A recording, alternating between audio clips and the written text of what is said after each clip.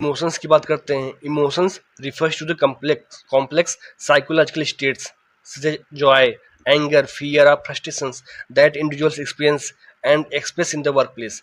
यानी कि इमोशंस क्या होते हैं? Psychological states. कैसा एक जो है इंडिविजुअल हो गया, कोई व्यक्ति होगा, कैसे वो उसका साइकोलॉजिकल माइंड क्या कर रहा है, चाहे वो जॉय फील कर रहा है या फिर गुस्सा एंगर है या फिर किसी का फियर है, फ्रस्ट्रेट हो रहा है किसी देख कर कि वो एक्सपीरियंस कैसे कर रहा है, या फिर जो भी वर्क प्लेस पर जहाँ पर काम कर रहा है वो कैसे अपने आप को एक्सप्रेस कर रहा है। तो they are some role of emotions. अब रोल क्या होता है कर सकते हैं इमोशंस का, एचआरएम उसको भी देख लेते हैं। तो पहला इनहेंसिंग मोटिवेशन एंड परफॉर्मेंस। यानी कि किसी चीज़ को देखकर, किसी इंडिविजुअल को देखकर मोटिवेट हो रहा है और उसका परफॉर्मेंस इंक्रीज हो रहा है। अब सेकंड है फॉस्टरिंग इंटरपर्सनल रिलेशनशिप।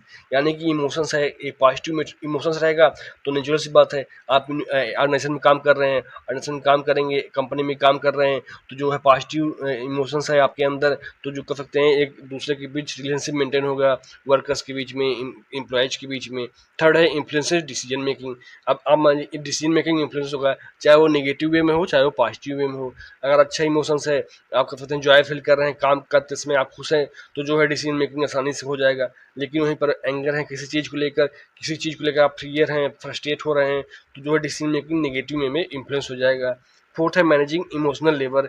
अब ये भी बात होता है कि ये भी एचआरएम में एक one of the most role होता है, इंपॉर्टेंट रोल होता है कि कैसे इमोशनल लेबर को कैसे मैनेज किया जाए। यानी कि जो इमोशन होते हैं बात बात पर किसी भी रिएक्ट करते हैं, उनको कैसे मैनेज किया जाए, ये भी एक ही चुनौती रहती है एज एचआर मैनेजर हो गया।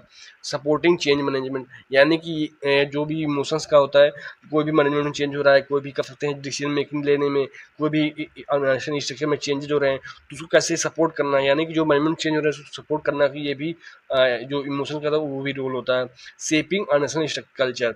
यानी कि आप अच्छा इन्फ्लुएंस कर रहे हैं, अच्छी जो है positive culture, positive work culture environment में क्रिएट हो रहा है, ऑर्गेनाइजेशन में क्रिएट हो रहा है। इससे क्या होगा, जो भी ऑर्गेनाइजेशन कल्चर है वो अच्छे से मेंटेन होगा, पॉजिटिव वे में कल्चर क्रिएट होगा, और इससे जो है लगातार जो कंपनी की ऑर्गेनाइजेशन की जो परफॉर्मेंस है लगातार इंप्रूव होती रहेगी, डे बाय डे इंक्रीज होती रहेगी। तो ये हो गया concept of emotions. I hope ये समझ में आ गया होगा। वीडियो को लाइक कर दीजिए और चैनल को सब्सक्राइब कर लीजिए, जिससे आपको लगातार वीडियो मिलता रहे और हमें भी मोटिवेशन हो सके। If you have any suggestion please comment on this video. Thank you for watching video. जय हिंद।